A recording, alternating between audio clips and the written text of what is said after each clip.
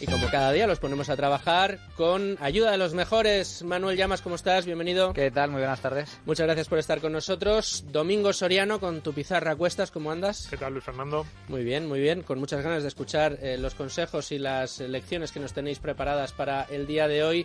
Don Luis Alberto Iglesias, ¿qué tal? ¿Cómo estás? Encantado de estar contigo otra semana más y buenas tardes. Desde Value School, como siempre, y además hoy nos traes a un invitado extraordinariamente interesante, Iván Chevedine, que es analista senior en Cobas y que nos va a ayudar a entender mejor y a analizar mejor ese mercado de promoción inmobiliaria en España. Compañías interesantes en el mundo del mercado inmobiliario. Así que, Iván Chevedine, bienvenido y muchas gracias por estar con nosotros. Muchas gracias por la invitación. Bueno, pues si estamos todos, arrancamos. Bueno, ya ven que estamos dando pasos avanzados en análisis de sectores y la semana pasada hablábamos de las ventajas competitivas que ofrecen las empresas familiares frente a las que no lo son. Hoy toca analizar otro sector que es paradigmático y lo es, entre otras cosas, por ustedes, porque cada vez son más los oyentes que nos escriben o nos hacen llegar inquietudes sobre un sector que en España yo creo que todos presumimos de conocer, dominar o al menos entender en gran parte, que es el sector inmobiliario. Y por mucho que los españoles creamos que somos grandes visionarios en el sector inmobiliario, es cierto que muchas veces se nos escapan muchas cosas y eso es lo que hoy queremos analizar. Gracias a los conocimientos de nuestro invitado vamos a ser capaces de tener herramientas de verdad y elementos de análisis para discernir sobre la oportunidad o no que supone un sector en el que en una medida o en otra casi todos creemos que sabemos, puesto que ha sido la inversión principal de muchísimas familias de nuestro país, pues afrontar este tipo de inversiones. Además, es un sector que ha cambiado muchísimo en las últimas décadas, cuya curva de aprendizaje también es verdad que nos ha costado mucho, nada menos que una crisis de proporciones casi bíblicas,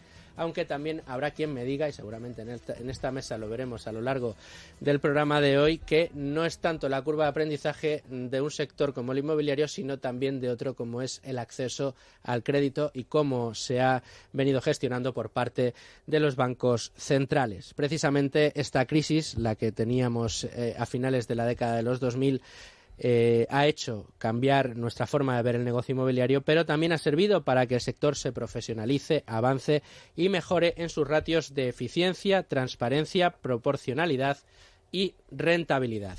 Y con este tema encima de la mesa, si les parece, vamos a empezar con la lección de Manuel Llamas.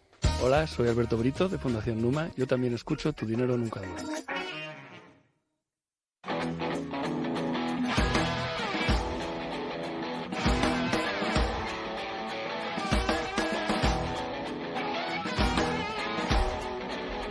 Don Manuel Llamas, con tus papeles encima de la mesa y sobre todo con esa cabeza privilegiada que tienes, tú no lo vas a reconocer, pero yo lo voy a decir, tienes una hemeroteca en la cabeza y todos los datos en la cabeza. Yo quería preguntarte en el día de hoy que nos contaras un poco, porque cada vez que sale el tema de la inversión inmobiliaria a debate, siempre hay una lucha de es que está volviendo la burbuja, estamos otra vez en temas de burbuja, no hay burbuja, hay burbuja. Tu lección de hoy, Manolo, ¿hay burbuja inmobiliaria? A ver, lo primero que hay que decir es que España es ante todo un país de propietarios. Es así, el más del 80% de los españoles tienen un piso en propiedad, una vivienda en propiedad, y más del 30% tienen 2 o más viviendas en propiedad. Además, es una distribución muy repartida. Hay los propietarios, hay de rentas bajas, de rentas medias y desde luego también de rentas altas. Y esta es una diferencia con respecto a otros países europeos, donde buena parte del ahorro de la sociedad se concentra en activos financieros y no tanto en activos inmobiliarios. En España, por lo tanto, el hecho de que todos sean propietarios hace que también la inmensa mayoría de españoles se crean unos auténticos expertos en materia inmobiliaria, al igual que son expertos en política o expertos en el ámbito del fútbol. Todos opinan sobre el sector inmobiliario y todos piensan que son unos genios de la inversión a la hora de comprar y vender vivienda. Eso es un poco lo que sucedió durante la burbuja, donde... ¿Y eso qué fue? Que en el estallido de la burbuja más de uno le quitaron la razón. Efectivamente, donde todo el mundo, y se escuchaba mucho eso de cómo es que no inviertes en vivienda, cómo es que no te compras un piso si el precio de la vivienda nunca, jamás baja. Bueno, pues esa es una lección muy amarga que tuvieron que aprender los españoles durante la pasada crisis financiera. Ahora, curiosamente, se da el efecto contrario. Algunos políticos, tertulianos o analistas hablan del riesgo de burbuja inmobiliaria, de que existe una burbuja inmobiliaria, que vuelva a existir una burbuja inmobiliaria en España, cuando en los años reales de burbuja lo negaban. Ahora, sin embargo, advierten sobre ello. Pues bien, es justo al revés, y seguro que nuestro invitado de hoy nos aclara conceptos y profundiza mucho más en ello. En los primeros finales de los años 90, principios de la primera década del presente siglo, sí hubo una brutal burbuja inmobiliaria. En la actualidad, no. Y lo que me gustaría reseñar es que esa burbuja inmobiliaria fue efecto directo de la política ultra expansiva de los bancos centrales. ¿Te suena de algo, Luis Fernando? De hoy mismo. Tipos de interés muy bajos, excesivamente bajos, laxos, durante muchísimo tiempo. ¿Y qué se produjo durante ese periodo de bajos tipos de interés? Que las familias se embarcaron en un endeudamiento masivo. Y seguro que nuestros oyentes lo recuerdan con mucha claridad. Aquellos años de burbuja donde parecía que todo iba muy bien, cualquiera podía acercarse a una sucursal bancaria y sin ningún tipo de ingresos, sin ningún tipo de activos, prácticamente sin ningún tipo de aval, podía ir a la sucursal y decirle: yo me quiero comprar una casa, y automáticamente se le concedía un crédito hipotecario. Es algo parecido sucedió en Estados Unidos con los famosos ninja, sin ingresos, sin trabajo y sin activos. Pues en España sucedió algo parecido. Muchas familias españolas se embarcaron en la compra de una vivienda a precios absolutamente desorbitados. Porque hay que recordar, durante esos años España construía del orden de 700.000, o al menos había permisos de licencia para construir de 700.000 al año. España construía más vivienda que Inglaterra, Francia y Alemania juntas. Y a precios, insisto, absolutamente desorbitados. ¿Pero por qué eran precios desorbitados? Porque era fruto de una expansión crediticia absolutamente desorbitada, sin respaldo de ahorro real. Como consecuencia, al final, la burbuja estalló en cuanto los tipos de interés empezaron a subir a nivel internacional, primero en Estados Unidos, posteriormente en la zona euro, y la burbuja pinchó. Por lo tanto, mi lección, y con esto acabo, más allá de los riesgos del apalancamiento, que lo hemos advertido en muchas ocasiones durante este programa, el riesgo de no endeudarse por encima de nuestras posibilidades, más allá de eso, yo, sobre todo, me fijaría en un indicador que creo que puede ser relevante para todos aquellos que quieran invertir en vivienda a nivel particular. Ahora entraremos en el ámbito profesional. Y el indicador es el PER. El PER de la vivienda es el precio al que compras, pero lo tienes que dividir por el alquiler que recibirías año a año a precios de mercado. De tal forma que si es un PER bajo, es decir, si tú consigues amortizar en pocos años, en 10, 12, 15 años, la compra de esa vivienda con el supuesto alquiler que cobrarías en caso de ponerlo en el mercado, habrás hecho una buena compra. Si pasa lo contrario, si es un PER alto, si por ejemplo tardarías 25 o 30 años en amortizar la compra de tu vivienda con el supuesto alquiler que cobrarías, entonces estás comprando muy seguramente a precio caro. Te doy el dato: durante la burbuja, el PER medio en España era superior a 25 años, cuando la media histórica ronda aproximadamente los 17, 18 años. Bueno, pues ya ven ustedes que empezamos a tener elementos de análisis encima de la mesa para calcular si esa inversión que tenemos en la cabeza nos va a salir bien o puede que no nos salga tan rentable. Pero el que nos va a dar ahora más elementos de juicio va a ser Domingo Soriano con su pizarra.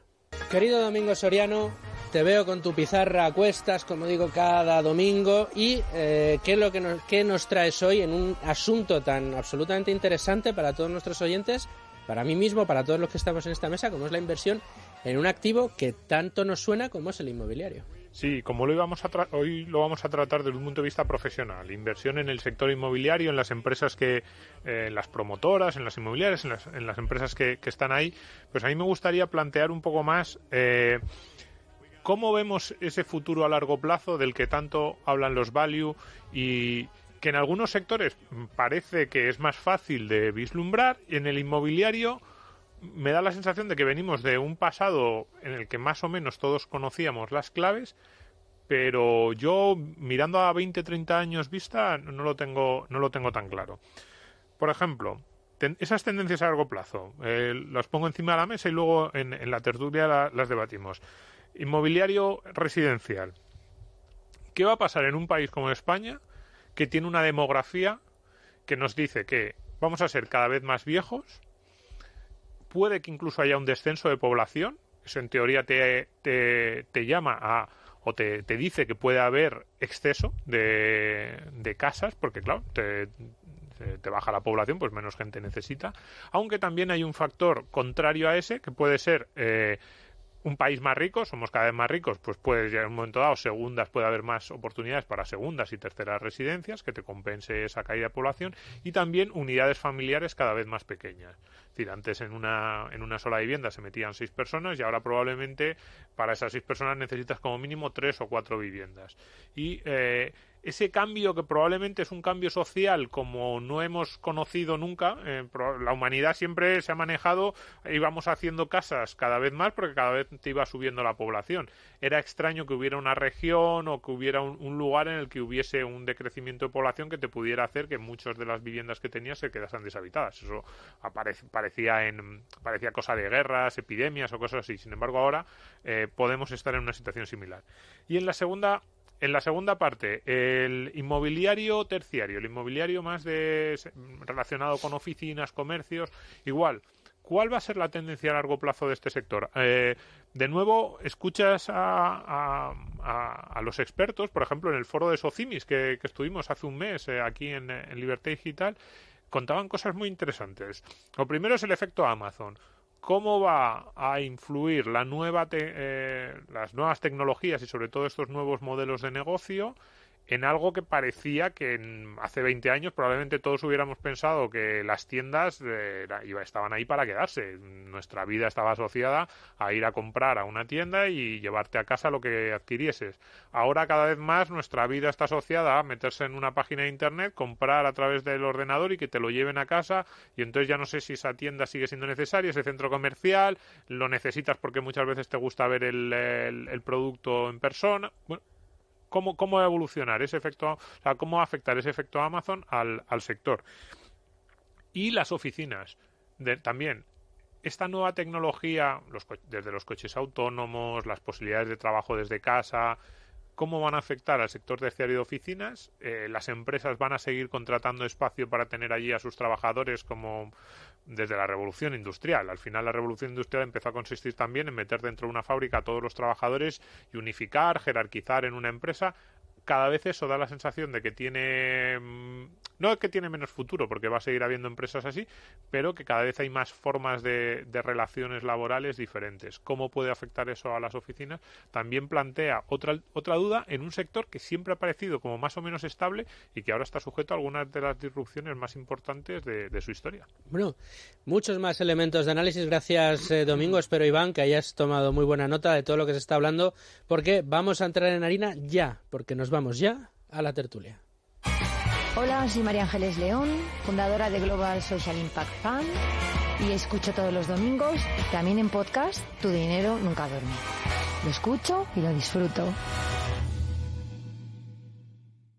¿Estás harto de bajas rentabilidades? ¿No quieres seguir pagando altas comisiones? Traspasa tus fondos de inversión a Finicens y podrás obtener una mayor rentabilidad. Más información en el 910-483-004 y en finicens.com. Finicens, especialistas en inversión pasiva indexada.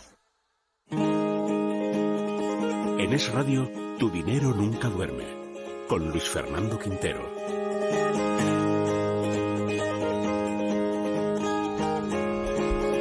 Luis Alberto Iglesias desde Value School. Menudo tema nos has traído hoy, en la mesa de debate. Pues sí, la verdad, yo creo que es muy interesante porque, como bien ha dicho Manuel, aquí en España pues sabemos de fútbol, de política y de invertir en pisos, ¿no? Porque ¿quién no lo ha hecho alguna vez y quién no conoce algún caso de éxito? ¿Cuántas veces no nos habrán dicho? Pero ¿y esos ahorros que tienes? ¡Cómprate un piso, hombre! No tires el dinero en alquiler. ¡Cómprate dos! Invierte comprando deuda, a 40 años, una hipoteca. En fin, eso es para otro programa. El caso es que... Ya 40 no las dan, ¿no?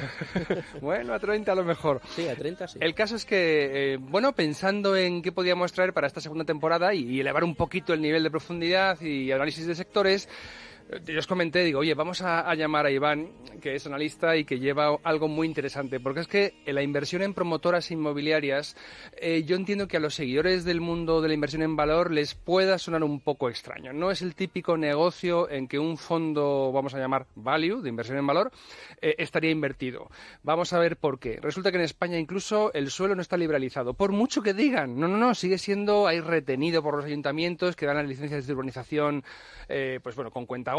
Después está sujeto a las influencias que ha comentado Manuel, de las expansiones crediticias, es decir, a una burbuja de crédito como la que ha descrito él, que hace que suba la demanda de viviendas y por tanto la producción. Es decir, el efecto macro, que es de nuevo otro elemento que a los inversores en valor no les suele gustar, está presente en ese tipo de inversión. Pero es que si fuera poco encima dices, ¿no nos habéis dicho que preferís negocios con ventajas competitivas claras? Un poder de marca fuerte, un foso de entrada, un coste de cambio a otro proveedor importante que haga que la gente se quede con el mismo siempre. Tampoco está presente. Son elementos que dices, ¿y cómo un fondo de valor como es Cobas en la cartera ibérica tiene este tipo de empresa?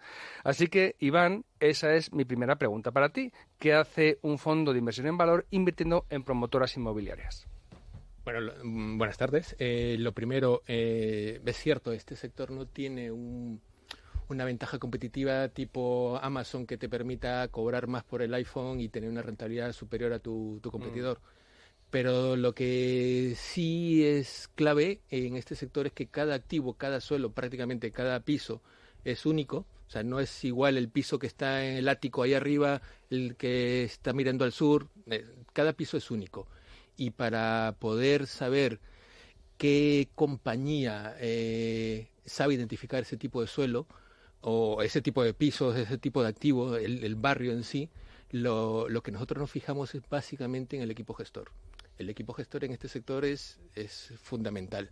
En cualquier otro sector es básico, pero en este sector es necesario que el equipo gestor tenga, primero, una visión de largo plazo. ¿Por qué? Porque desde que tú lanzas una promoción, tardas desde que la lanzas, pides los permisos, vendes, haces primero la preventa en planos, luego ya vas construyendo y hasta que lo entregas tardas más o menos, por lo menos 3 años. Luego, es muy, muy importante que el equipo gestor tenga una experiencia bastante dilatada en el sector, porque hemos hablado de la última crisis, ¿no? Y la última crisis pasó hace 10, 11 años. Entonces, que tenga la experiencia vivida en ese momento, que no se deje guiar porque un mercado está subiendo al 4 o 5% y ya digamos, por decirlo pronto, que se aloque y asuma en sus modelos financieros subidas muy, muy importantes y esté comprando suelo asumiendo esas subidas. Entonces, eso para mí es básico y obviamente, como en cualquier otro sector, nos gusta que el dueño se juegue el dinero, o sea, el equipo gestor se juegue el dinero igual que nosotros. Y por eso me parece que estas 3 puntos son esenciales para poder invertir. Claro.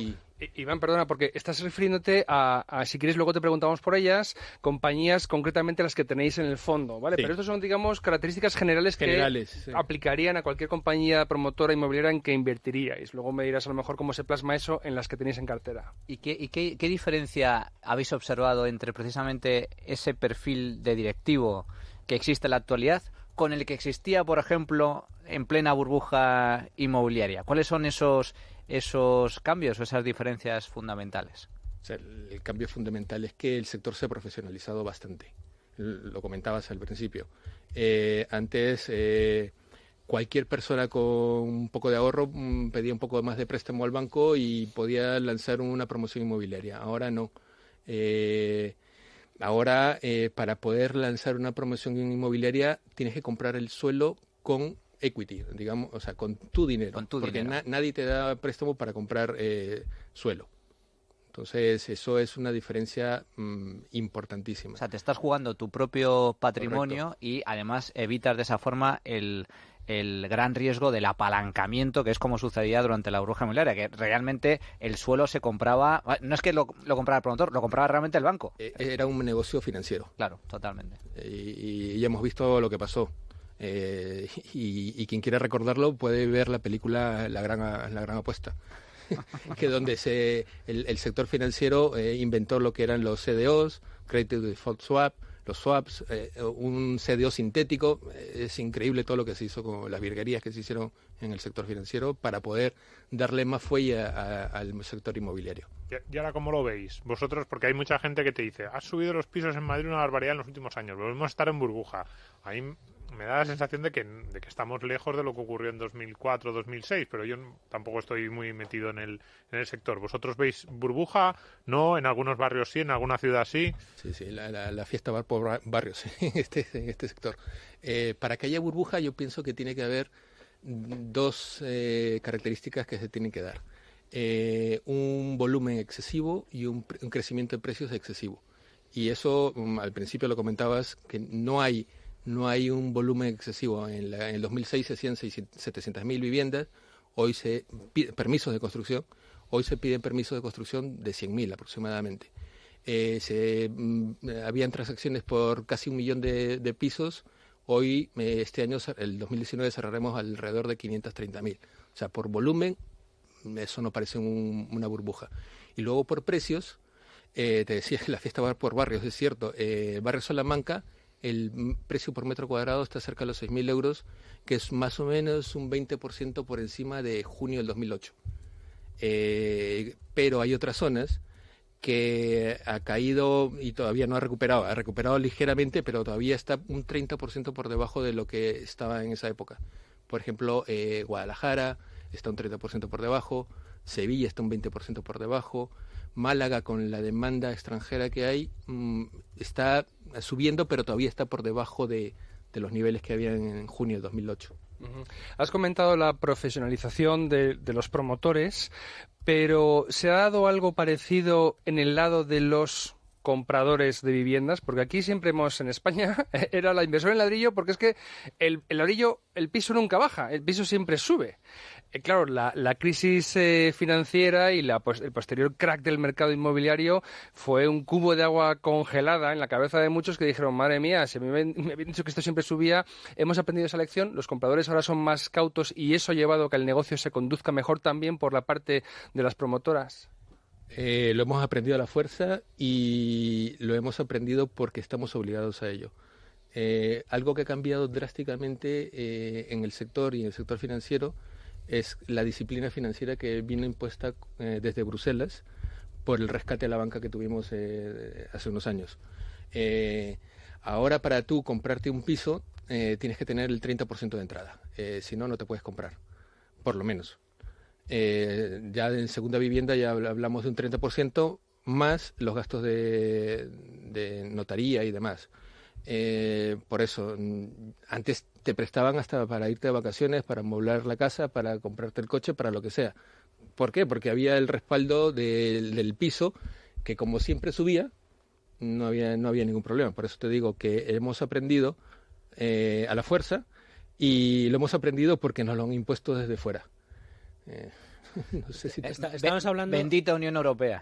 Para esto sí. Para esto sí. Para otras cosas no, pero para esto sí. Hombre, no nos sigamos, que imaginaos esta situación con Zapatero y una máquina de imprimir dinero y lo que hubiera pasado. Ya lo vivimos. Precisamente. Pero bueno, las propias entidades financieras, más allá de que tengan el corsé de la Unión Europea, sí es cierto que ellas mismas, incluso adelantándose a la regulación, han ido tomando también sus propias decisiones de reservas, etcétera, y de poner cada vez más trabas a la hora de dar crédito para que esto no fuera la fiesta que fue en su día. Sí que me gustaría plantear, ya que estamos conociendo un poco cómo se aproxima un analista, un gestor value a este sector, al de la promoción inmobiliaria, lo comentaba Domingo al principio en su pizarra, y a mí me gustaría que nos aclararas un poco cómo intervienen estos elementos en el análisis.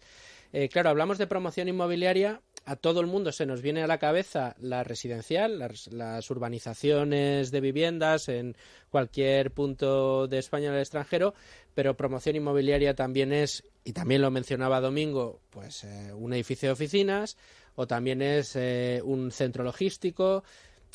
¿Tienen, a la hora de acercarse o de aproximarse a un promotor inmobiliario, sus diferencias sustanciales a la hora de analizar la gestión y analizar el posible pues resultado financiero que puedan tener este tipo de negocios diferente al del negocio residencial?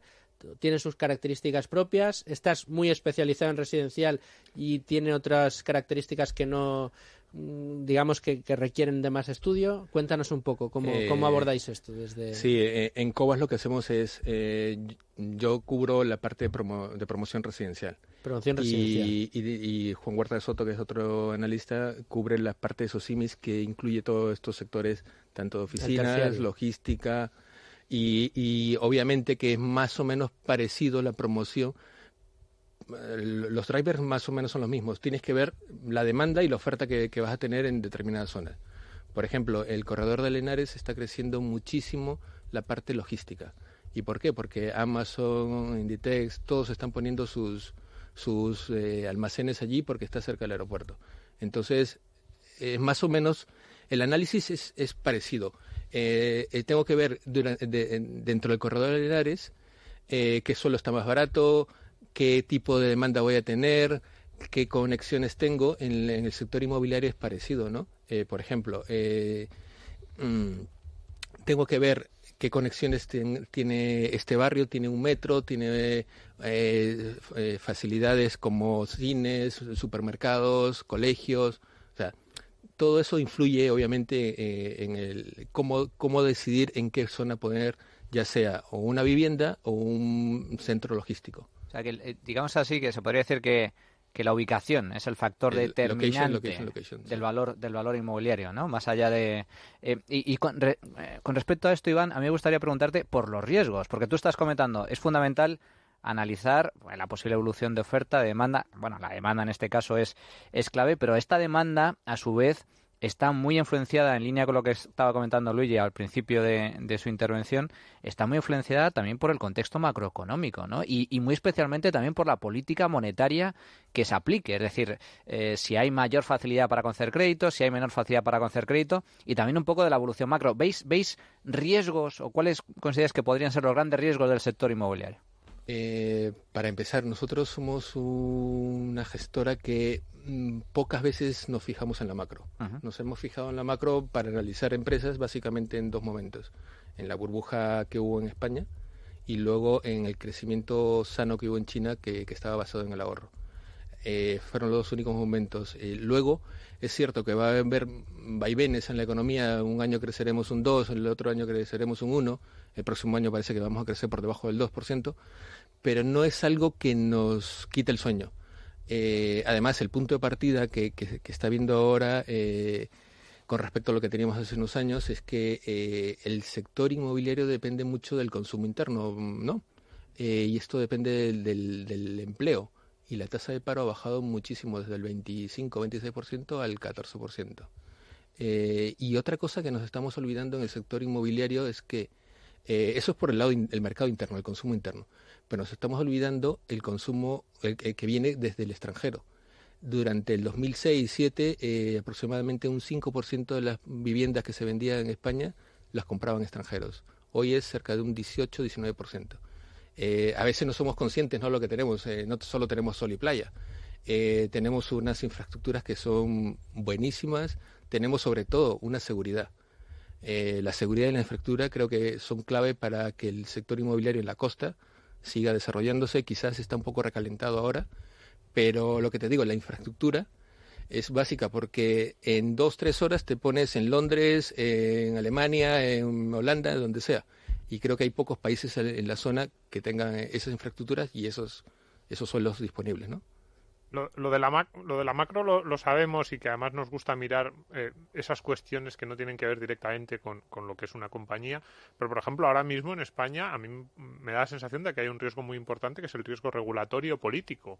Porque, claro, muchas de estas promotoras o constructoras yo creo que estaban empezando a hacer algo que en España se había hecho poco, que es construir para luego alquilar también. El precio de la venta también va a depender pues de a cuánto puedas tú luego alquilar. Y ahora mismo en España hay riesgo regulatorio por todas partes. Uno, te puedan poner limitaciones a la construcción. Dos, que te puedan poner limitaciones al alquiler y eso haga que también afecte a los pisos. En una parte puede afectar hacia arriba porque todo lo que tiene, o sea, la gente decide, si no le dejan alquilar, pues lo voy a vender. En otra puede afectar, o sea, hay muchos elementos ahí. Las nuevas promociones les puede afectar porque alguien diga, pues si no lo voy a poder alquilar, no empiezo esa nueva promoción. ¿Cómo veis vosotros ese contexto de incertidumbre? Porque si el gobierno actual ha hecho hincapié en algún punto, ha sido en este. O sea, da la sensación de que el tema inmobiliario va a ser una de sus prioridades. Domingo, Iván, si quieres, por completar un poco el análisis que estaba haciendo Domingo y para añadirlo, ya no solo el riesgo regulatorio en el sector, sino el riesgo regulatorio en cuanto al consumo interno que decías, porque si es verdad que, según parece, si al final aprueban esto del salario mínimo en 1.200 y aprueban la derogación de la reforma laboral, a lo mejor se invierte la curva y esta bajada del paro vuelve a subir. Por eso yo creo que si quieres estos dos elementos de análisis. Sí, obviamente que el riesgo político es uno de los riesgos que tenemos en cuenta, aparte del riesgo de tipos de interés, que bueno, no lo hemos comentado, pero ahora lo comentamos. Sí. Pero ya hemos visto cómo ha sido investido el presidente. 167 escaños versus 165, con el apoyo de, ya lo sabemos de quién. Nosotros vemos difícil que puedan aprobar leyes que sean muy drásticas y que se vayan a llevar por delante la economía, ¿no? Yo creo que el PSOE lo que quiere es pasar de puntillas, no hacer muchos destrozos y tratar de que la economía no se le fastidie como se le fastidió a Zapatero. Yo creo que eso es lo que quiere. Ahora, es cierto que tiene un socio que es... todo lo contrario. Todo lo contrario. Pero ya hemos, para este ya sector hemos visto... en concreto es que lo tienen como, no sé muy bien por qué, bueno, sí, hay muchas razones, pero lo tienen como enfilado, lo tienen como... Hoy en prensa decía que se va a cargar la reforma laboral, ¿no? Pero es que yo lo que te repito es que para que aprueben cualquier ley les va a costar sudor y lágrimas, la que sea. Obviamente que la incertidumbre que puede haber sí que puede afectar, pero no creo que vaya a llegar la sangre al río, como se dice, ¿no? Porque... lo que ellos quieren es que más o menos se mantenga la economía bien. También otra cosa que podrían hacer, y la idea es abaratar el precio de los pisos, es lo que ellos quieren, ¿no? Pero es que a nadie se le ha ocurrido que aumentando la oferta de pisos pueden bajar el precio de tanto de los alquileres como del piso en sí. Sí, los expertos eso lo tienen clarísimo, pero parece que algunos en el gobierno pero no lo quieren ver. Yo sé que Asprima está haciéndolo bien en ese sentido. Entonces, ¿por qué tienes que tardar en desarrollarse 10 años un suelo desde que es rústico hasta que pueda yo poner el primer ladrillo? Es una decisión política que se puede resolver de la noche a la mañana.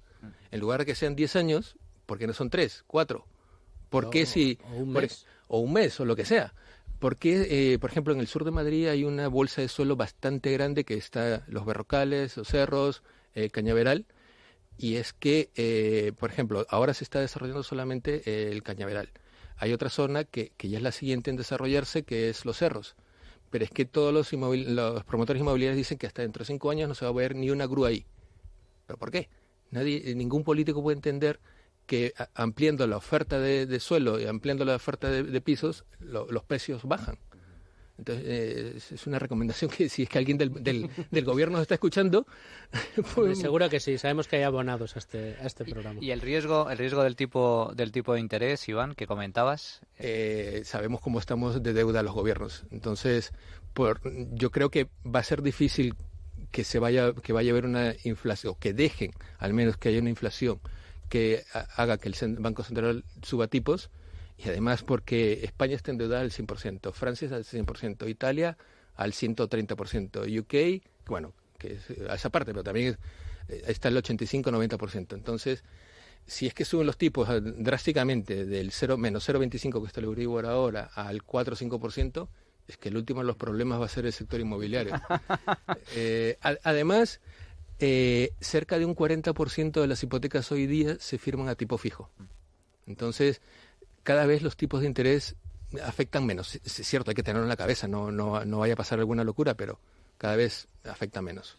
Oye, Iván, ya habiendo explicado y expuesto todos estos elementos del entorno en que invertís vosotros, pasa por favor a comentarnos el peso que tiene este sector, la promoción inmobiliaria, en Cobas, en la cartera ibérica del fondo ibérico que tenéis en la gestora, y luego cuáles son las compañías en las que habéis invertido. Y si quieres ya nos entramos en alguna de ellas para que nos digas qué te gusta y por qué, etcétera. Sí, bueno, tenemos alrededor del 9-10% en 4 compañías. Digamos que las tenemos separadas en 2 grupos. Las de toda la vida, las que han podido pasar la crisis, han sobrevivido, la han pasado muy mal, que son Quabit e Inmobiliaria del Sur. Las 2 compañías son bastante pequeñitas, poco seguidas, prácticamente muy pocos analistas luego la cubren. Inmobiliaria del Sur creo que ninguno. Quabit la han empezado a seguir porque nosotros estamos ahí, entonces hemos llamado un poco la atención.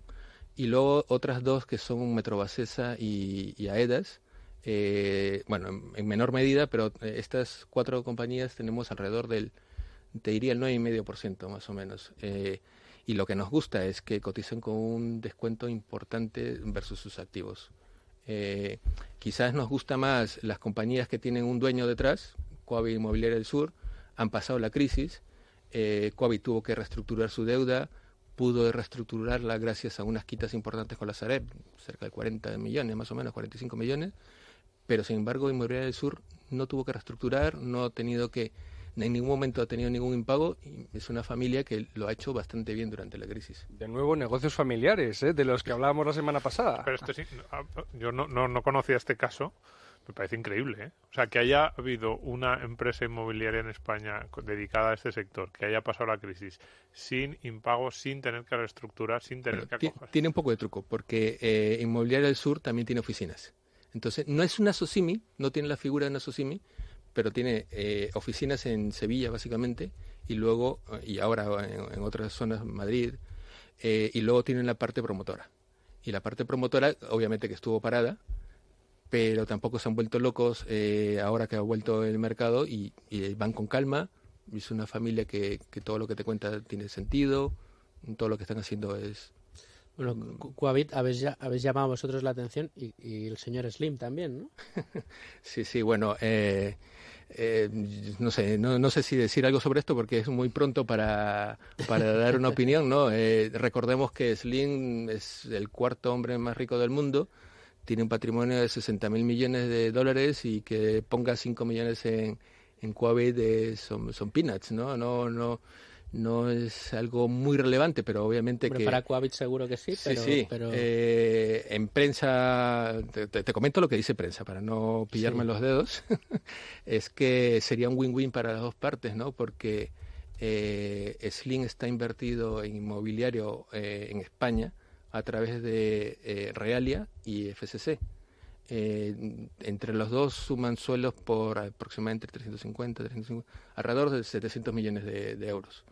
Pero el problema que tiene es que cuando reestructuró FCC echó a muchísima gente y se ha quedado sin capital humano.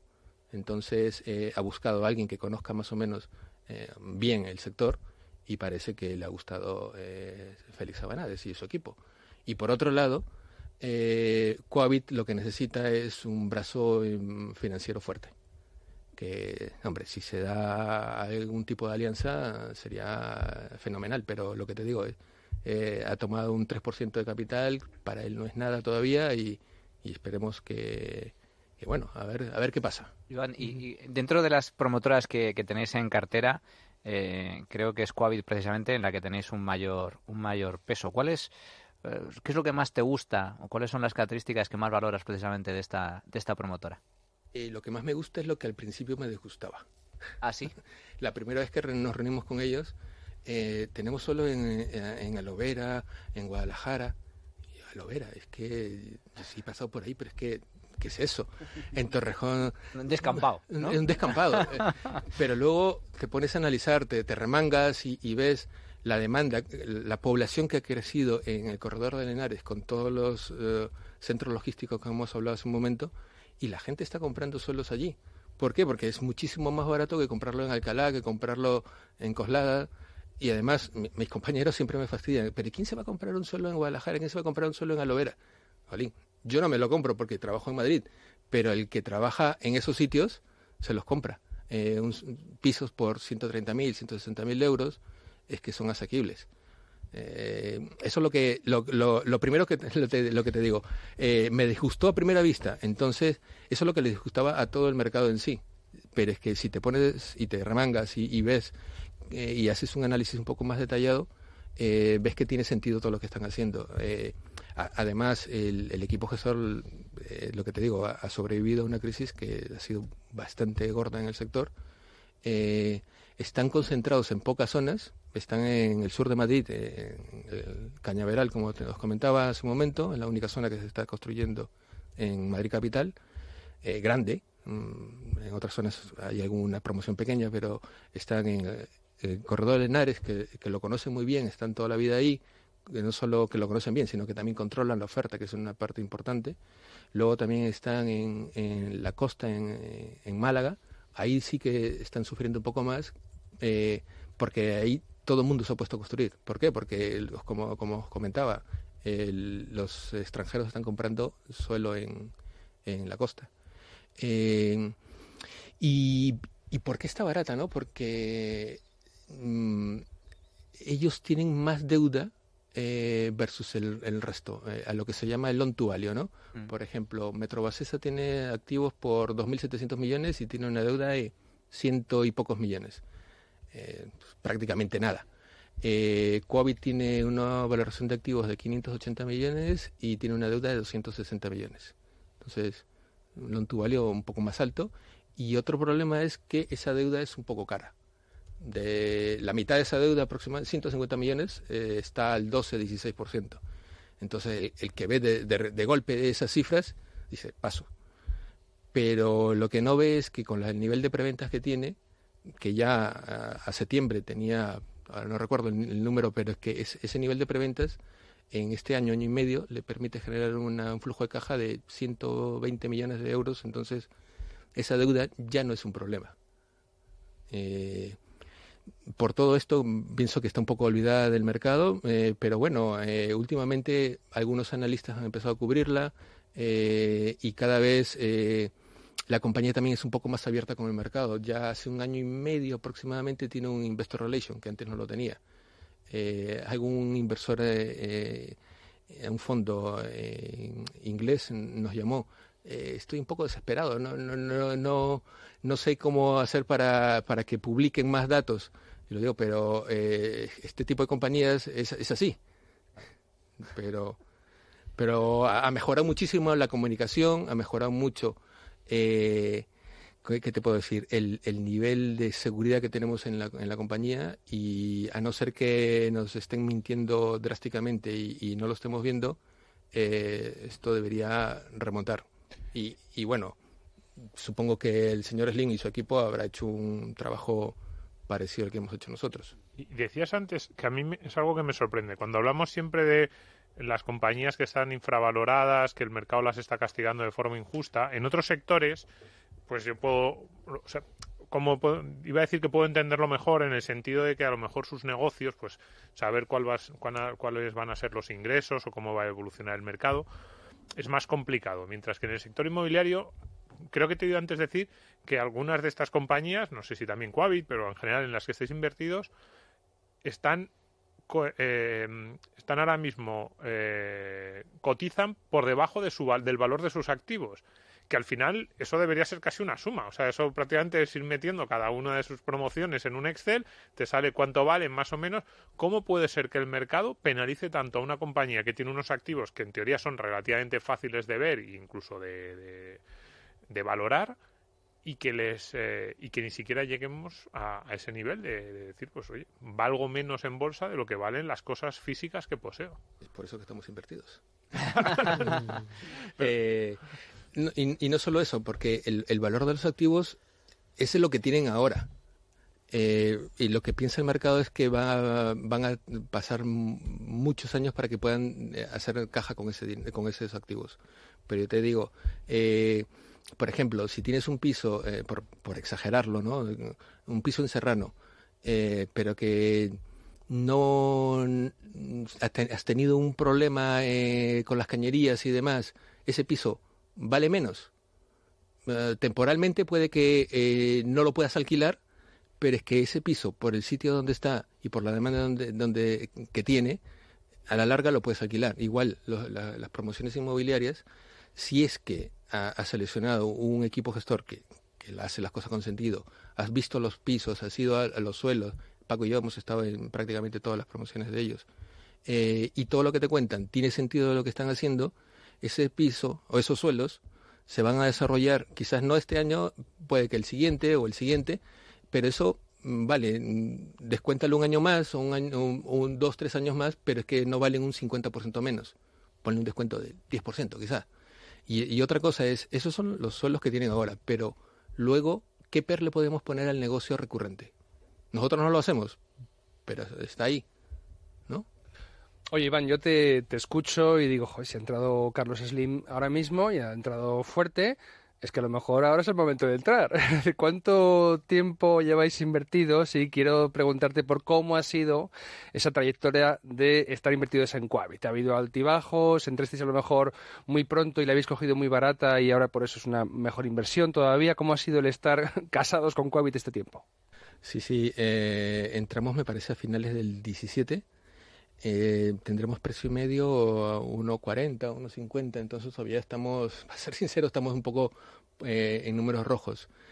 Pero lo que pasa es que en estos 2 años han pasado varias cosas en el sector. Primero, hemos tenido el problema político como que todos sabemos, entonces esto ha parado también un poco el ánimo al momento de comprar. Luego hemos tenido los problemas que hemos tenido en Cataluña. El inversor extranjero, viendo el problema de Cataluña, ha parado un poco. Y luego hemos tenido 2 reformas muy importantes en el sector financiero. La JD, ¿se acuerdan? Al final lo tienen que pagar los bancos, en teoría. Y luego la reforma actos jurídicos documentados. El impuesto hipotecario, que se suele llamar. Y luego la nueva ley hipotecaria, lo que ha hecho es, para evitar que reclamen a los bancos, sí, mira, la letra pequeña decía esto, entonces lo que te dice la nueva ley hipotecaria es que te tienes que llevar las escrituras y demás, todo lo que los papeles que vas a firmar, a tu casa, estudiarte los 10 días, y entonces todo lo que esto ha hecho que se retrase todo el periodo de entregas. Y sumado a esto, el periodo de licencias también ha sido más dilatado de lo que originalmente pensábamos. Hay zonas donde para que te den la licencia, para que empiecen las obras, tardan 1 año. Entonces, nosotros pensábamos que se iba a retrasar un poco, pero no pensábamos que 1 año. Y luego también han tenido problemas con la mano de obra, increíble. Teniendo un 16-17% de paro que había hace un par de años, nadie quería volver a trabajar en la construcción. ¿Por qué? Porque todos tenemos en la cabeza de que eso es temporal y que se puede acabar. ¿Hay algún tipo de ecuación o de ABC a la hora de acercarnos, quizá de una manera no tan profesional como la que tenéis vosotros en Cobas, a este sector? Estoy pensando en los oyentes que están oyéndonos y dicen, oye, pues fíjate, como es un sector que en España además todos tenemos cierta experiencia en el sector inmobiliario y creemos que lo dominamos, me voy a acercar, muchos de nuestros oyentes seguramente dirán, me voy a acercar y voy a analizar algunas compañías. ¿Cuáles son los 3 puntos que tienen que mirar para al menos descartar o decidir que se van a poner a estudiar la compañía? Has hablado del equipo gestor y el famoso location, ¿no? Pero una compañía que tiene suelo muy buen localizado a nuestro juicio puede llegar a no ser una buena opción dependiendo del equipo gestor, por ejemplo. Cuéntanos eso, 2 pinceladas para que aquellos oyentes que quieran acercarse a hacer este análisis, bueno, pues tengan un par de elementos de juicio que les ayude a discernir entre inversiones mejores y peores. El primer acercamiento que hacemos es todas las inmobiliarias están obligadas a reportar un GAP, Gross Asset Value, y un NAP, que es quitarle la deuda que tienes. Entonces, ese es el Net Asset Value de la compañía. O sea, allí Savills y Richard Ellis hacen una valoración suelo por suelo, asumiendo, primero, asumen 0 crecimiento en precios y asumen cuánto vale ese suelo con los precios actuales de mercado para la compañía, ¿no? cuánto te tardas, más o menos 3 años en construirlo, lo vendes y haces un net present value de eso. Eso es el primer approach que tenemos. Pero obviamente que eso no nos vale, eso es un primer approach. Eso lo contrastamos con un DCF. Pero obviamente lo que te digo, a veces el DCF es un poco complicado porque ya hemos visto que varias compañías en el sector han dicho 2 profit warnings, alguna de ellas. Pero es una valoración que también se acerca un poco. O sea, ¿puedes explicar qué es el DSF? Descuento de flujos. O sea, lo que hace el Savills es cuántos pisos puedo construir en este suelo, a qué precio lo voy a vender, cuál va a ser los costes que voy a tener y después qué flujo de caja voy a tener, y ese flujo de caja lo trae a valor presente a hoy, con unas tasas bastante altas. Entonces, ese es lo que te digo, una primera valor que miramos. Pero obviamente que eso lo tenemos que contrastar de que si Savills ha hecho bien su trabajo o no. Bueno, pero ya tenemos elementos reales a la hora de ponernos a analizar y luego que entren bien. Y luego lo del equipo gestor es muy importante, que te digan que van a vender, me invento, 3.000 viviendas y dentro de un par de meses te digan, no, 1.500. Dices, ostras. Hay una diferencia sustancial. Sí. Y no me refiero a cumplir objetivos específicos, porque que no entregues el 31 de diciembre una vivienda, pero que le entregas el 2 de enero o el 5 de enero o el 15 de enero, para nosotros nos da igual. Bueno, muy interesante todo esto que nos cuentas. Y bueno, ya saben que nos pueden escuchar, si no lo están haciendo ahora, como cada domingo de 2 a 3 de la tarde, la sintonía de radio. Recuerden, el sábado de 2 a 3 Economía para Todos, el domingo de 2 a 3 Tu Dinero Nunca Duerme. En Es Radio, los medios días del fin de semana son para la economía. Pero si ustedes no pueden sintonizarnos a esa hora, siempre lo pueden hacer por podcast en todas las plataformas, en Spotify, en Apple Podcast, también en eBooks y, por supuesto, también en los podcasts de Es Radio y Libertad Digital. ¿Por qué podemos hacerlo? Bueno, pues porque los podcasts nos los patrocina IG Market, ¿verdad, Marta? Sí, IG nos patrocina este espacio y además es para todos nuestros oyentes que son grandes inversores formados e informados. Muchas gracias, Marta. Y además otro consejo, porque para todos aquellos que quieran aprender a invertir, tienen que escuchar Tu Dinero Nunca Duerme, pero además pueden formarse con el curso de Estrategias de Inversión y Libertad Digital. Estrategias de Inversión y Libertad Digital presentan el primer curso de Inversión y Gestión Patrimonial para aprender con profesionales de éxito, reforzar los conocimientos financieros y sacar el mejor partido a nuestro dinero. Es un curso 100% online, puedes hacerlo hasta en 4 meses, dedicando 15 minutos al día y por solo 495 euros. Puedes entrar en libremercado.com o llamar al 91-523-9722. Y repito, 91-523-9722. Muchas gracias, Marta, y queda esa recomendación y nos vamos ya a los consejos de Value School. Don Luis Alberto Iglesias, bueno, madre mía, por pedazo de programa el que hemos tenido hoy. Qué interesante todo lo que nos ha contado Iván, fenómeno. Pero seguimos con cosas interesantes. Bueno, pues notita así de cultura general value. ¿Sabían los oyentes que Charlie Munger, al que dedicamos un programa con Pablo Martínez Bernal, sí, señor, ganó su primer $1 millón gracias a la inversión en activos inmobiliarios? Aquí la gente piensa que todos nacen value y no, señor, no fue el caso de Charlie Munger. Y dirán muchos españoles, ¿ves cómo te decía que con el inmobiliario te puedes forrar? Bueno, luego vino puede ser value con el inmobiliario. Claro, esa es la clave. Luego vino Buffett y le enseñó cómo ganar dinero de otra forma y les ha ido fenomenal, todavía vivitos y coleando. En fin, vamos a dar 3 recursos. Uno es un hilo de Twitter que sobre Coavit, además, ni más ni menos, que pueden encontrar en la cuenta de Alfa Positivo, que es @alfapositivo.com. Es un hilo donde los que vayan a verlo van a informarse sobradamente sobre las particularidades y el modelo de negocio de esta empresa, su estructura accionarial, el equipo directivo, es decir, un hilo de Twitter con muchísima información. Ahora abunda eso de crear hilos de Twitter en que uno son largos, pero se cuentan muchísimos datos. Bueno, el otro artículo, bueno, en esta vez ya no es un hilo de Twitter, es un artículo en una página web, es el titulado La inversión en el sector inmobiliario a través de REITs o SOCIMIs. ¿Aportan valor al inversor? Es un título que corresponde al artículo de Jorge Alarcón en Investia. Como digo, el título es bastante explicativo. Lo que quieran ustedes saber acerca de REITs y SOCIMIs y si aportan valor como inversión lo tienen en esa dirección en el investia.com. Lo pondremos después en el Twitter para que todos ustedes pulsen el enlace y vayan para allá. Y en último lugar es una recomendación para aquellos más bien que saben inglés, que se manejan bien con el idioma, porque es un vídeo de un inversor del que no hemos hablado aquí todavía. Es un billonario, o un multimillonario, como quieren ustedes. La palabra billionaire es millonario en inglés, que se llama Bruce Flatt. F-L-A-T-T. El vídeo se llama Real Estate Investment Principles and Advice to Small Investors, así con mi acento de Estados Unidos, que es una especie de decir principios de inversión en bienes inmobiliarios y consejos para pequeños inversores. Es el vídeo de una conferencia que Bruce Flatt, que por cierto es CEO en Brookfield AM, siempre sepan ustedes que es Asset Management, es uno de los inversores más famosos del mundo en infraestructuras y activos inmobiliarios. Bueno, pues Bruce Flatt dio una conferencia. Este vídeo corresponde a la charla que dio en Investors at Google, ¿de acuerdo? Que es una especie de foro para inversores del calibre de Bruce Flatt, para que cuenten pues cómo lo hacen. Les recomendamos, por supuesto, el visionado de este vídeo, que se encuentra también en el canal Investors Archive, archive en inglés, archive.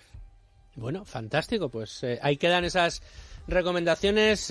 Luigi, muchísimas gracias. De nada. Creo que les hemos dado a ustedes elementos de juicio suficientes como para que se aproximen con algo más de profesionalidad a un mercado como es el inmobiliario, en el que también los gestores value encuentran valor. Iván Chevedine, muchísimas gracias por estar con nosotros. Espero poder contar contigo en alguna otra ocasión.